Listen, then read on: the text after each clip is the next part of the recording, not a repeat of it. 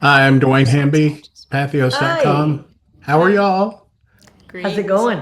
It's great. Awesome to talk to you. Hope you're having Pleasure. a good day. We are indeed. Yes. Lila, my first question is for you. How does it feel to hit the big screen after, developing this series and kind of being the voice of it for so long? It's incredible. It's been a crazy journey to, hear from my manager that I booked the job on my 11th birthday to now, being 17 and getting to do interviews alongside Gloria Estefan for our new movie with Kristen Wiig as well. It's I could have never imagined that we would get here, but I'm so thrilled. And it's really because of, I think, the message and the positivity that Gabby has brought and the connection that viewers feel with it. When Gabby looks directly into the camera and speaks to the kid, I think it's a really special thing. And we get to see that in the movie as well, which is so important. But it's like we get to see that on an even bigger scale than we've seen before. Seeing Gabby outside her room for the first time was something I was really excited for, as well as, seeing other live action characters was something we've never done before. So a lot of exciting new adventures in the movie, but also keeping, the messaging and the characters that we all know and love from the show. It's been an incredible journey, and I'm so happy to get to the big screen so that kids can feel that love and that dancing and music and show that they love so much all together in the theater. I love it when they turn and when they'll say, "Who are you talking to?" I think that's a Incredible. cute little addition. Gloria, it's awesome to talk to you. I don't look like it, but I've been a fan for a long time. Oh, well, That's a you joke. that's fabulous. Thank you. For much of your career, how did you become involved? And does it score you big GG points with your own Uh, family? no, absolutely. Actually, my son told me when they sent me the script, Mom, you have to do this movie. He's in film and he's saying, there hasn't been a G-rated movie in a long time. I go, yeah, G for Gabby, for For Gigi. Gloria. Yes. Gloria, there you. No, what I loved and what really drew me was the grandma granddaughter relationship. My grandma was my hero, and I have a super close relationship with my grandson.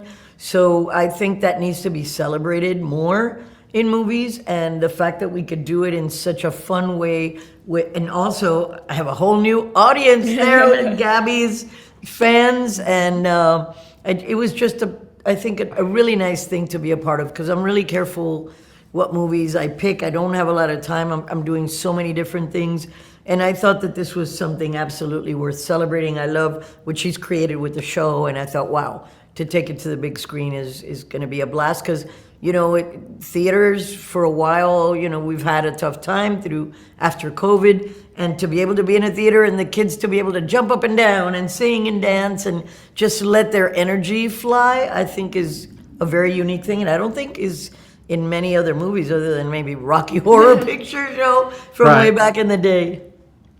Yeah. Just to follow up with that, Gloria, I was thinking, do you bond with your grandkids over media? And if so, are you, like you said, this is G rated. Are you selective with that? Are you selective what they watch?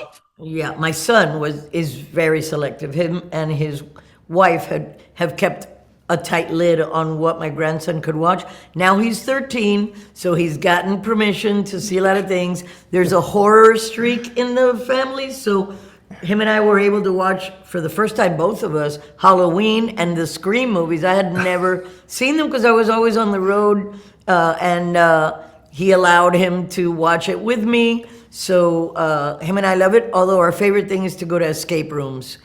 Him and we love to play. We love to be very hands-on, and I think it really helps kids think out of the box. And we'd still be in there if it was up to me. He's the one that in 2 minutes figures everything out. But yeah, we bond over a lot of things. Our sense of humor. We all have a bit of a sarcastic streak, except for my husband. No, but my kids, my grandson, and I, we bond on many levels. Lila, how does it feel? Like I know that you have a legion of fans now as the voice here, and you're probably approached or you meet them. How does that feel to basically have somebody that they look up to? It's a really cool feeling. I'm so lucky to have such a adorable fan base, really. I mean, Yes.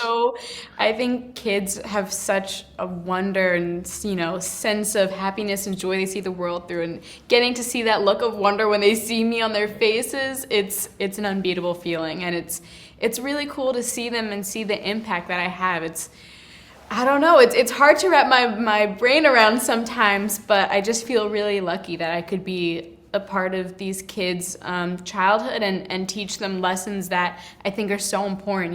Having that growth mindset, and failing fantastically, as Gabby would say. It's things that are so important at such a young age to remember and learn, and that creativity and imagination, I think, is one of the most important things to foster as a kid and as you grow up as well, which is the movie does a great job of showing, and the power of play.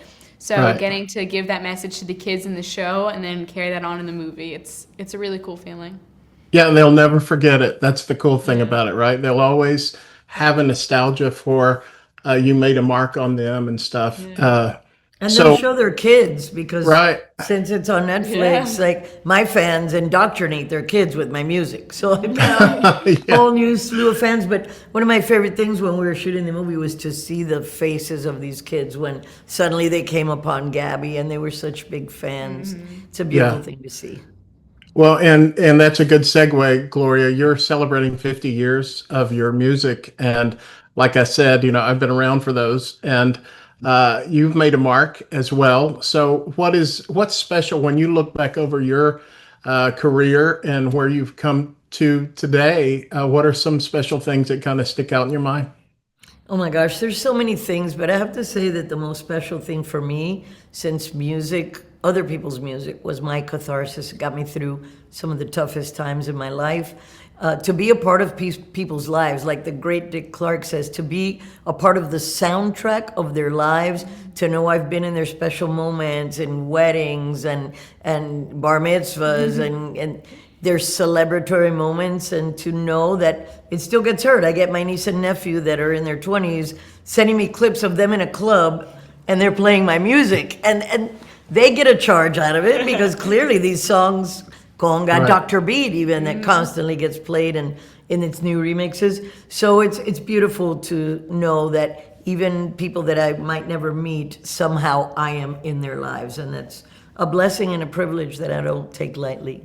I remember back, and it's been a privilege talking to you, but I remember, like with your accident, we were all rooting for you, Gloria. I felt those prayers. We all, yeah, we're praying, and so glad to see that you pulled through and kept making great music and good contributions. Thank you. It I was, appreciate those prayers because I used them. I internalized them and they helped me heal. Absolutely. yes. Thank you both for this project, and it's just an honor to speak to you. Thank you. An honor to speak to you. Thank you. Have a great day. You too.